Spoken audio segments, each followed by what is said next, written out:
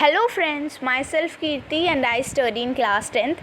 Friends, जैसे कि आपने मेरी प्रीवियस वीडियो देखी होगी हिंदी प्रिपरेशन वाली, तो उसमें मैंने आपको बताया था कि मैं आउट ऑफ स्टेशन थी, उस वजह से मैं वीडियो नहीं अपलोड कर पाई थी 2 डेज़ से। And now I am going to upload all the chapters of Hindi for our term 2। ठीक है फ्रेंड्स, हम वीडियोस में 2-3 वीडियो में अपना सारा सिलेबस कंप्लीट करने वाले हैं and I hope that you people will also support me. And friends, मैंने एक चीज़ डिसाइड करी है, प्लीज़ आप उसमें मुझे सपोर्ट करना कि हम वीडियो स्टार्ट करने से पहले थॉट ऑफ द डे देखेंगे। ओके, सो सबसे पहले थॉट देख लेते हैं। So this is the thought of the day. Friends, मेरे को तो थॉट्स पढ़ने बहुत अच्छे लगते हैं, तो मैं चाहती हूँ मेरे व्यूवर्स और सब्सक्राइबर्स को भी हैबिट हो जाए थॉट्स पढ़ने की। So the thought of the day is your future is created by what you do today not tomorrow. Means हमारा फ्यूचर कैसा होगा वो किसके ऊपर डिपेंड करता है कि हम आज क्या करते हैं। सो कुछ बच्चे ऐसे होंगे मेरी की तरह जो हमेशा फ्यूचर के बारे में सोचते रहते हैं और प्रेजेंट को छोड़ देते हैं। Friends, I am also like you people. मैं हमेशा फ्यूचर के बारे में सोचती रहती हूँ कि फ्यूचर में ऐसा होगा वैसा होगा, और प्रेजेंट को तो यूं ही बर्बाद कर देते हैं, ठीक है ना। और कुछ पीपल के ऐसे होंगे कि पास्ट के बारे में सोचते रहते हैं कि हाँ, हमारे पास्ट में ऐसा कैसे हो गया। तो फ्रेंड्स, मैं एक बात बता दूं आपको कि हम प्रेजेंट में क्या कर रहे हैं वही हमारे फ्यूचर में, हम फ्यूचर में क्या बनेंगे उसके ऊपर डिपेंड होता है। अगर हम प्रेजेंट में पढ़ेंगे तो फ्यूचर में ज़रूर एक IAS ऑफिसर जैसे अच्छी जॉब मिलेगी हमें, है ना। एंड अगर हम प्रेजेंट को अच्छा करेंगे तो वही एक दिन हमारा पास्ट बनना है। सो फ्रेंड्स, बस मैं आपको यही बताना चाहती हूँ कि प्रेजेंट पर फोकस कीजिए, पास्ट और फ्यूचर अपने आप बेटर हो जाएंगे। So now let's start our video. So friends, Kshitij भाग 2 में सबसे फर्स्ट चैप्टर हमारा है लखनवी अंदाज़। सो फ्रेंड्स, सबसे पहले तो मैं आपको उसकी शॉर्ट समरी बताऊंगी, ठीक है। एंड उसके बाद 4 या फिर 5 लाइंस में मैं आपको दिखाऊंगी कि इस पूरे चैप्टर में क्या गिवन है। मीन्स अगर हमारे एग्ज़ाम में आ जाता है कि इस पार्ट का सार बताइए या फिर इस पार्ट से हमें क्या सीखने को मिलता है, तो आप वो लाइन्स यूज़ कर सकते हो। So let's start. सो सबसे फर्स्ट चैप्टर हमारा लखनवी अंदाज़। सो इस चैप्टर में बेसिकली क्या होता है, जो लेखक होते हैं, लेखक ये सोचते हैं कि वो सेकंड क्लास का टिकट कराएंगे और ट्रेन में बैठ के खिड़की वाली साइड बैठ के कोई कहानी लिखेंगे, ठीक है। तो लेखक अपना सेकंड क्लास का टिकट कराते हैं एंड जैसा वो सोचते हैं कि खिड़की के साइड बैठ के कहानी लिखेंगे, ऐसा नहीं होता है। बिकॉज जब वो जाते हैं ट्रेन के अंदर तो वो देखते हैं वहाँ पे पहले से ही एक व्यक्ति बैठे हुए हैं सफ़ेद पोश पहनकर, मतलब सफ़ेद कपड़ों में एक व्यक्ति बैठे हुए हैं खिड़की के साइड, ठीक है। तो उनके आगे खीरे रखे हुए थे, तो लेखक सोचते हैं कि इन्होंने अपना टाइम पास करने के लिए खीरे यहाँ पे रखे होंगे कि अपने टाइम पास कर लेंगे खीरे खा के, और मैंने यहाँ पे आके इनको डिस्टर्ब कर दिया। तो जो सफ़ेद पोश में जो व्यक्ति बैठे हुए हैं उनको नवाब साहब बोला गया है इस चैप्टर में, ठीक है। तो वो क्यों बोला गया है ये भी हम बताएंगे लास्ट में।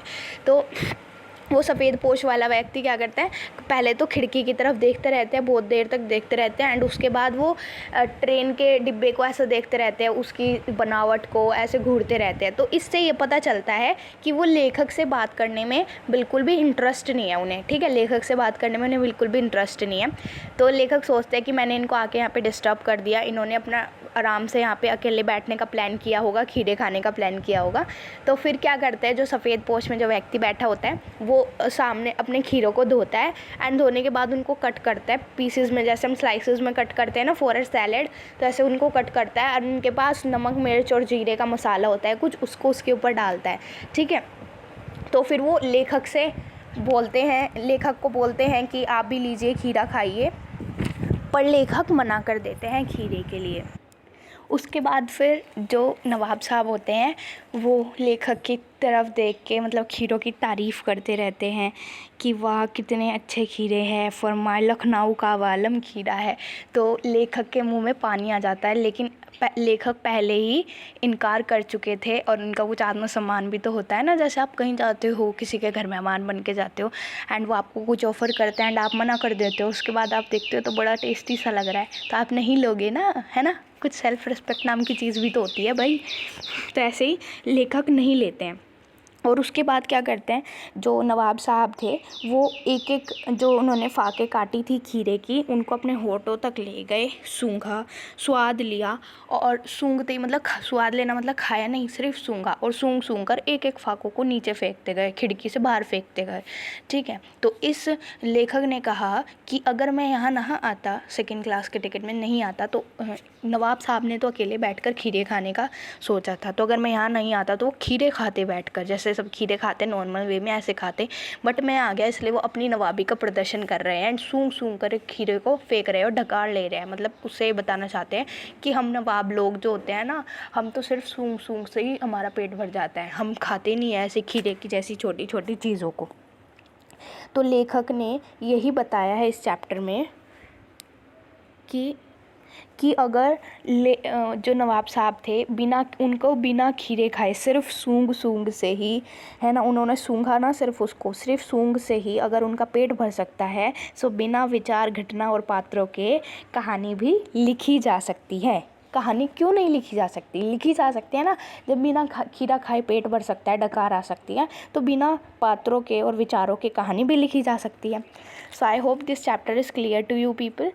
अब मैं आपको 4 लाइन्स दिखा देती हूँ वो, जिसमें आप अपने पूरे चैप्टर को डिस्क्राइब कर सकते हो। देखिए फ्रेंड्स, ये आपको दिख रहा है पाठ का सार, इसको एक बार रीड कर लेते हैं। लखनवी अंदाज नामक प्रस्तुत पाठ में लेखक ने ऐसे नवाब का वर्णन विषय बनाया है कि लखनवी अंदाज पाठ में लेखक ने एक ऐसे नवाब के बारे में बताया है जो लेखक के समक्ष अपनी नवाबी का प्रदर्शन करते हुए खीरे की फाकों को खाने के बजाय सूंघकर रसवादान करता है और सूंघते हुए खीरे की एक एक फाक को खिड़की से बाहर फेंकता जाता है। सो वही मैंने आपको अभी बताया था कि लेखक लखनवी अंदाज पाठ में एक ऐसे नवाब का वर्णन करते हैं जो लेखक के सामने अपना नवाबी का प्रदर्शन करने के लिए क्या करते हैं, खीरे की फाकों को सूंघ कर ही खिड़की से एक एक फाकों को बाहर डालते रहते हैं और डकार लेकर वह तृप्त होने का नाटक करते हैं। फ्रेंड्स, तृप्त का मतलब है पेट भर जाना, ठीक है, वो डकार लेकर पेट भरने का नाटक करते हैं। उसके इस व्यवहार से लेखक सोचते हैं कि इस तरह तो बिना घटना, विचार और पात्रों की नई कहानी लिखी जा सकती है। आप कंफ्यूज मत होना, मैंने बताया ना क्यों कहा लेखक ने ऐसा। लेखक ने ऐसा इसलिए कहा था बिकॉज उन्होंने कहा कि अगर बिना खीरे खाए पेट भर सकता है, ठीक है, सिर्फ सूंघ कर ही पेट भर सकता है, तो बिना विचार और पात्रों की कहानी भी लिखी जा सकती है। I hope this chapter is clear to you. And friends, यहाँ पे जो नीचे लिखा है आप इसको भी पढ़ लो। You can use this lines in your examination in the starting of any answer of this chapter. कि अगर इस चैप्टर से कोई भी क्वेश्चन आता है हमारे एग्जाम में, तो हम इन लाइन्स को यूज़ कर सकते हैं बिफोर आंसरिंग द क्वेश्चन में जो पूछा गया है, अगर लॉन्ग क्वेश्चन है तो उससे पहले हम इन लाइन्स का यूज़ कर सकते हैं। हमारा थोड़ा और जाएगा लॉन्ग क्वेश्चन और एग्जामिनर के ऊपर भी अच्छा इफेक्ट पड़ेगा। Now we will discuss about the chapter Kanyadaan. Friends, मैंने अपनी पिछली वीडियो में भी ये बाई मिस्टेक बोल दिया। Kanyadaan is a poem, okay, it is a कविता है ये, it is not a chapter, so sorry for that. Friends, देखिए हमारे पास 2 थिंग्स है। या तो हम सबसे पहले कर सकते हैं कि हमारी जो पोएम है उसकी एक एक लाइन समझे, एंड दूसरी चीज़ ये है कि हम पाठ का मतलब कविता का सार ही समझ लेते हैं कि कविता में बोला क्या गया है। बिकॉज अगर हमारे ऐसे भी आ जाता है कि कविता आ जाती है लिखी हुई है, नीचे क्वेश्चंस पूछे गए हैं, तो आपको उसमें से ढूंढने की ज़रूरत नहीं है, अपना टाइम वेस्ट मत कीजिए। मैं आपको बोल रही हूँ कि आप कविता की, मैं आपको यही बता देती हूँ समरी क्या है कविता की। एंड चाहे कविता आ जाए चाहे क्वेश्चंस आ जाए, आपको ढूंढने की तो ज़रूरत है नहीं, आप खुद लिख के आओगे अपने वर्ड्स में, ओके। बिकॉज अगर कविता आ भी जाती है एंड फिर आपसे पूछा जाता है तो कविता में आंसर तो नहीं होता है ना, मतलब इलेबोरेट करके लिखना होता है, वो हमें सीखना है। तो हम कविता नहीं पढ़ेंगे, हम सीधा इसकी समरी देख लेते हैं। फ्रेंड्स, जैसे कि कविता का नेम है कन्यादान, तो इससे ही समझ आ रहा है, मीन्स हम इसमें गर्ल के बारे में पढ़ेंगे, एक मतलब जिसका कन्यादान होता है। जैसे हर एक गर्ल जो भी होती है which is born, so he or she has to marry one day, okay, तो उसे मैरिड करनी ही होती है। तो इस कविता में यही बताया गया है कि कन्यादान करते समय मतलब माँ के ऊपर क्या बीतती है उसके बारे में बताया गया है, गर्ल्स को क्या क्या प्रॉब्लम्स झेलनी पड़ती है। That all we will discuss in this poem.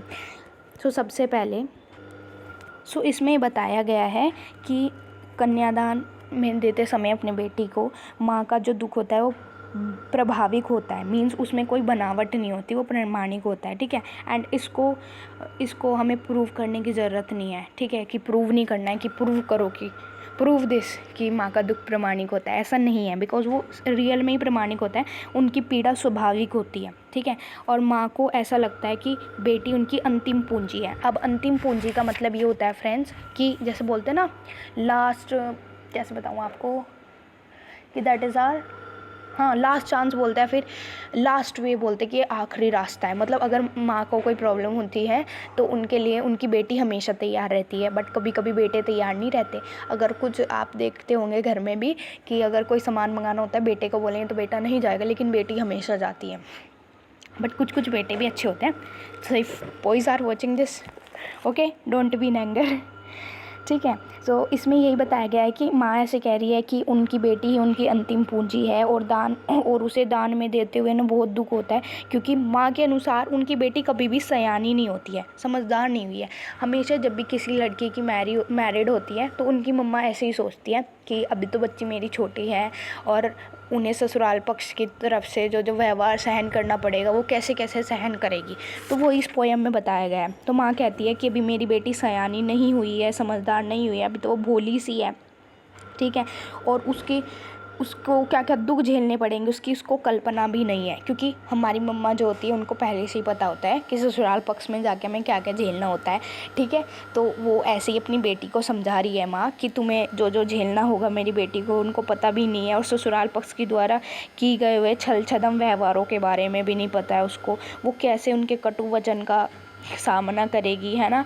और फिर बार बार वही कहती है मेरी बेटी अभी सयानी नहीं हुई, अभी तो मेरी बेटी छोटी है, ठीक है। और वो उसको अपनी बेटी को कुछ बातें समझाती है कि कभी भी अपने चेहरे के सौंदर्य को देखकर ज़्यादा इतराना मत, खुश मत होना अगर तुम्हारी कोई थोड़ी सी तारीफ़ कर दे या कोई तुम्हें आभूषणों का लालच दे, तो तुम्हें कभी भी मतलब उनके लालच में नहीं आना है, क्योंकि ये सब जो होते हैं कि सौंदर्य, ऐसे दूसरों की झूठी तारीफ़ करना, आभूषणों का लालच देना, ये सब स्त्री जीवन को किस में डालने के लिए होता है, मतलब कन्फ्यूजन में डालने के लिए, मतलब उसको मुश्किल में डालने के लिए होते हैं ये सब। तो कहती है कभी भी अपने चेहरे को देखकर ज़्यादा इतराना मत, इतना ज़्यादा खुश मत होना।